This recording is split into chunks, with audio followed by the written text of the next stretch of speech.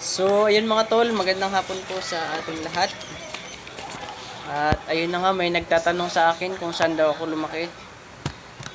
Kung saang probinsya, lugar, municipality. Grabe sex. Ah, Oy, yan. So, konting ano lang guys. Ha? Konting distraction. Wala, okay lang. So, ayun guys, may nagtatanong sa akin kung saan daw ako lumaki. Ang sagot ko naman ay, lumaki po ako sa farm. Dito sa aming barangay. At dahil po ayan ang aming hanap buhay.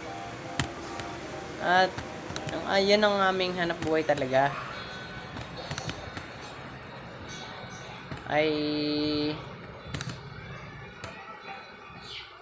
At dyan na po ako nakatira sa farm na yan.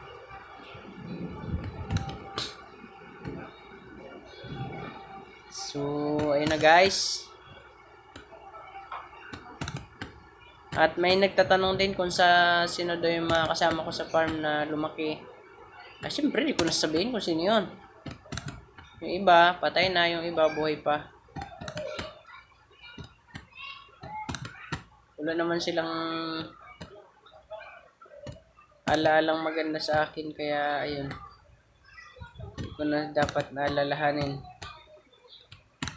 Joke lang.